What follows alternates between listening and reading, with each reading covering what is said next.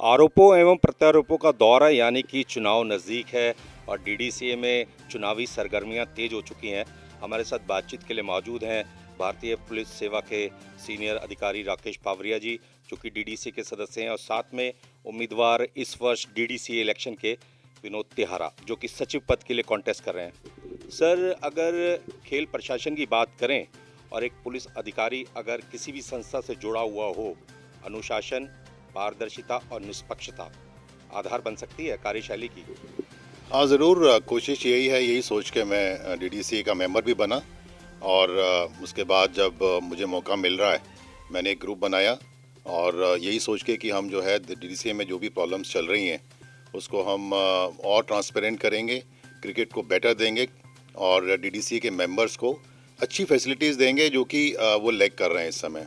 यानी अगर हम कंपेयर करें अदर सिटीज़ से, तो उनको इतनी फैसिलिटीज़ नहीं मिल रही हैं एंड डीडीसी के मेंबर्स को उतनी रिस्पेक्ट और सम्मान भी नहीं मिल रहा है। तो वही हमारी कोशिश है। किसी समय में दिल्ली के 7 प्लेयर भारतीय टीम की तरफ से खेलते थे। आपके समय में जो एक सुनहरा दौर था और आज दोनों में थोड़ा सा कहीं ना थोड़ा फर्क नज़र महसूस हो रहा है। अब थोड़ा क्रिकेट का आज की टाइम में सुधार की ज़रूरत है और सुधार की हमेशा ही गुंजाइश रहती है। तो कोशिश करेंगे, अगर मेंबर्स ने हमें मौका दिया तो वो टाइम दिल्ली की क्रिकेट का वापस लाने की पूरी कोशिश करेंगे। हम लगातार 7 8 साल हर साल कोई ना कोई चैम्पियनशिप जीती है। 2 साल हमें बेस्ट परफॉर्मेंस स्टेट का अवार्ड दिया बीसीसीआई ने। 7 7 प्लेयर इंडिया के लिए खेलते थे और वो समय था कि इंडिया खेलना डिफ़िकल्ट था, इंडिया खेलना आसान था, दिल्ली से खेलना मुश्किल लगता था। और दिल्ली का ड्रेसिंग रूम का एक ऑरा था कि इंडिया का ड्रेसिंग रूम लगता था। तो वो समय वापस अब जो हमारा पास्ट का एक्सपीरियंस रहा है, जो हमने काम किया है, तो कोशिश करेंगे वो चीज़ दोबारा आए। क्रिकेट में जो सुधार कर सकते हैं ज़रूर करेंगे, अगर हमें हमारे मेंबर्स ने समर्थन दिया तो। थैंक यू सर, शुरुआत करते हैं कि डीडीसीए मेंबर्स को किस तरीके की सहूलियतें देंगे आप। अगर डीडीसीए जो मेंबर्स हैं उन्होंने वोट कास्ट करना है, इस मौके पर आप सभी मेंबर्स को क्या कहना चाहेंगे कि किस तरीके से एक नई शुरुआत कर सकते हैं आप। देखिए, मैं अभी पिछले कुछ दिनों से मेंबर से काफ़ी डायरेक्ट मेरा टच रहा है, मैं मिला भी हूँ उनसे। तो बहुत से लोगों को बेसिकली तो पता ही नहीं है कि जो डीडीसीए में जो है जो फैसिलिटीज़ हैं, बहुत साल पहले आए जो वो निराश होके गए कि वहाँ पे कुछ फैसिलिटीज़ उनको कुछ मिली नहीं। लाइक स्विमिंग पूल जो है इनके लिए होना चाहिए, ठीक है। मेंबर्स को कम से कम आईपीएल के 2 पासेस एटलीस्ट मिलने चाहिए। और जो है वो उनके लिए एक मेंबर्स की एक बहुत डिमांड है कि उनको अपना वोटिंग राइट या मेंबरशिप राइट ट्रांसफ़र करने की भी एक होनी चाहिए कि अगर कोई दादा अपने पोते को देना चाहे, बेटे को देना चाहे, फैमिली मेंबर को देना चाहे, ये चीज़ भी बहुत वो डिमांड कर रहे हैं। एक चीज़ मैं कहना चाहूँगा कि दिल्ली के बच्चों को क्रिकेट जो है दिल्ली के अंदर खेलने को नहीं मिल रही है। वो दिल्ली के बाहर एंड सब अर्बन एरियाज़ में जाके, कोई नरेला, कोई अलीपुर, कोई गुड़गांव जाके क्रिकेट खेलते हैं।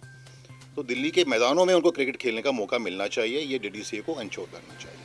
सर ने अभी एक बहुत अच्छी बात बोली कि जो डीडीसीए के मेंबर्स हैं उनको बुनियादी सुविधा मिलनी चाहिए उनके घर के पास। जैसे अगर डीडीसीए के मेंबर रोहिणी में रहते हैं या कुछ मेंबर नरेला साइड में रहते हैं या कुछ मेंबर गाज़ियाबाद साइड में रहते हैं, तो उनके घर के आसपास रिहायशी इलाके में अगर किसी स्कूल में या किसी कॉलेज में स्विमिंग पूल उपलब्ध है या डीडीएस स्पोर्ट्स कॉम्प्लेक्स में वो सारी सुविधाएं उपलब्ध हैं, तो उस बारे में हम विचार कर सकते हैं डेफिनेटली। और हम सोच रहे हैं कि जोनल एकेडमी बना सकें दिल्ली में, एटलीस्ट 5 एकेडमी तो बनाएं जो आसपास के लोगों के। और दिल्ली में ट्रैफिक इतना हो गया है, जाने आने में बच्चा स्कूल के बाद वो फैसिलिटीज़ अवेल ही नहीं कर पाता, वो जाने आने में इतना टाइम लगता है। तो ये कोशिश रहेगी कि हर जोन में एक बढ़िया एकेडमी जो फुल इंफ्रास्ट्रक्चर के साथ हो, सब बच्चों को प्रोवाइड हो। और जहाँ तक रही मेंबर्स की बात, जैसे सर ने बोला है, एडमिनिस्ट्रेशन स्किल इनका एक अलग ही है और ये बेहतर भी सजेस्ट कर सकते हैं हमें। तो इन्हों के अभी बोलने से एक आइडिया है, जो बड़े बड़े क्लब्स हैं हमारे दिल्ली में भी, उनके साथ भी हम एसोसिएशन कर सकते हैं। हम अपनी फैसिलिटी उन्हें दे सकते हैं, उनकी फैसिलिटी अवेल कर सकते हैं। ऐसा कोई सिस्टम बनाने की कोशिश की जाएगी। चलिए अब बात करते हैं दिल्ली की क्रिकेट की। और जब भी क्रिकेट की बात होती है तो चयनकर्ताओं को लेकर के बहुत सारे सवाल उठते हैं। तो मेरा मानना है कि अगर सिलेक्शन के लिए रोटेशनल पॉलिसी अडॉप्ट की जाए तो एक अच्छा समाधान माना जा सकता है। देखिए, दिल्ली क्रिकेट का जो इस समय हाल चल रहा है, अभी रिसेंटली चंडीगढ़ से भी हारी है, तो क्रिकेट के बारे में तो आई थिंक तिहारा जी ज़्यादा बेटर बता पाएंगे, लेकिन हालात ठीक नहीं है।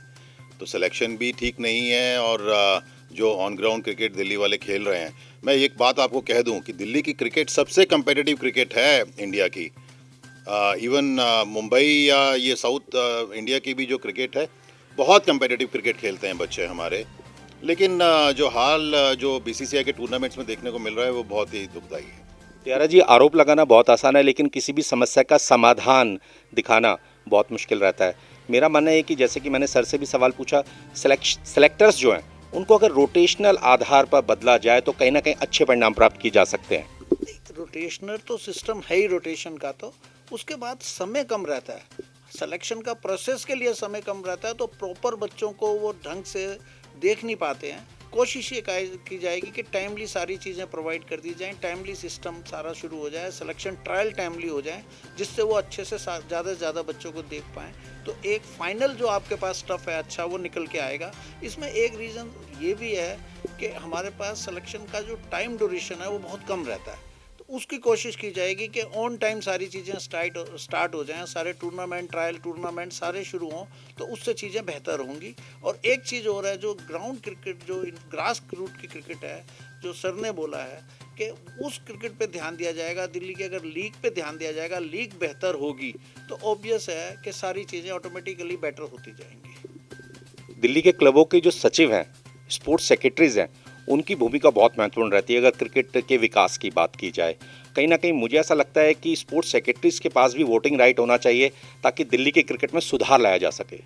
डेफिनेटली उसके लिए कोशिश की जा रही है, और हम अपने अपेक्स काउंसिल में कोशिश करेंगे कि उन्हें मेंबरशिप भी दी जाए और उनके दायित्व या उनको इम्पोर्टेंस भी दी जाए कि उनके सुझाव क्रिकेट को बेटर करने के लिए बहुत ही अहम है, तो कोशिश करेगी की जाएगी उसमें। सर, आपसे जानना चाहूँगा कि स्पोर्ट्स सेक्रेटरीज की तो एक अलग इम्पोर्टेंस है, लेकिन मेरा मानना ये है कि जो खेल पत्रकार हैं दिल्ली के, जो कि स्थानीय खिलाड़ियों के ऊपर नज़र रखते हैं, क्रिकेट कमेंटेटर्स हैं जो लगातार वर्ष भर बीसीसीआई टीवी के लिए कमेंट्री करते हैं, वो भी एक महत्वपूर्ण भूमिका अदा कर सकते हैं दिल्ली के क्रिकेट के लिए।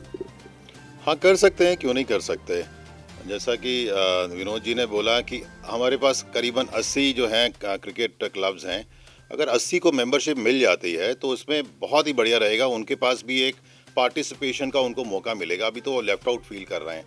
आपने पत्रकारों की बात की, तो मेरे बहुत पत्रकार जानकार हैं जो कि अच्छी क्रिकेट के बारे में नॉलेज भी रखते हैं, खेलते भी हैं, और उनके साथ अगर हम अपना समन्वय बना के रखें तो दिल्ली क्रिकेट को आगे ले जा सकते हैं। बिल्कुल, पत्रकार तो बेबाक टिप्पणियों के लिए जाने जाते हैं और अपनी बात बड़ी शिद्दत के साथ रखते हैं।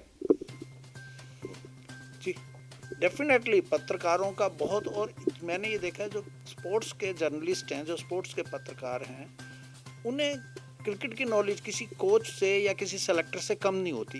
बड़ी बारीकियां समझते हैं वो, और ज़्यादातर वो खुद क्रिकेट खेले या स्पोर्ट्स खेले होते हैं, जिस भी स्पोर्ट्स में वो जर्नलिस्ट करते हैं, और वो परफेक्शन उनकी बहुत होती है। और जो सबसे बड़ी बात है, वो बायस नहीं होते, उन्होंने न्यूट्रल अपना व्यू देना होता है, उनको कोई किसी से मतलब नहीं होता। तो पत्रकारों की और एम्पायरों की, इन्हों की भूमिका और इन्हों के सुझाव ज़रूर लेने चाहिए। और एक अभी सर से बात हुई थी, बहुत अच्छा आइडिया आया था कि एक डीडीसीए का अपना टीवी चैनल होना चाहिए, जो सब कुछ लाइव हो, जो ट्रांसपेरेंसी भी बढ़ेगी और हर चीज़ नज़र आएगी, दूध का दूध पानी का पानी होगा। तो उस पर कोशिश की जाएगी कि डीडीसीए का, बीसीसीआई की तर्ज पे डीडीसीए का अपना टीवी चैनल हो, और उससे चीज़ें और बेहतर होने की। आपको बता दें कि जो बीसीसीआई टीवी है, वर्ष भर बीसीसीआई की जो क्रिकेट रहती है, खासतौर से रणजी ट्रॉफी, उसको कवर करता है। और त्यारा जी ने एक बहुत अच्छा सुझाव दिया है, अगर डीडीसीए टीवी की शुरुआत कर दी जाए तो कहीं ना कहीं जो युवा खिलाड़ी हैं जिनके ऊपर निगाहें नहीं रहती हैं, वो डीडीसीए टीवी के माध्यम से अपने कला कौशल का प्रदर्शन कर सकते हैं। एक बहुत अच्छी मुहिम और पहल मानी जा सकती है डीडीसीए टीवी भी। नो डाउट, जो बात इन्होंने कही है, क्योंकि आजकल काफ़ी मैचेस का जो है लाइव टेलीकास्ट लोग अपने प्लेटफॉर्म के थ्रू कर रहे हैं, और डीडीसीए का अगर चैनल हो जाएगा, एक ऑफिशियल चैनल हो जाएगा, तो बच्चों को, पेरेंट्स को भी, और सबके सामने क्रिकेट खेला जाएगा। अभी पता नहीं चलता है कौन क्या कर रहा है, और ये बहुत अच्छी जो है ना पहल तिहारा जी का जो है वो है। तो हम अपने सभी मेंबर्स को, डीडीसी के मेंबर्स को, विनोद तिहारा जी की तरफ से जो है वो, और हमारी तरफ पावरिया एंड तिहारा ग्रुप की तरफ से हम कहेंगे कि vote and support Tihara and Pawariya group, यही एक चेंज ला सकते हैं दिल्ली की क्रिकेट में। अभी जितना जो हाल दिल्ली का जो चल रहा है, उसको हम चमका देंगे दिल्ली की क्रिकेट को।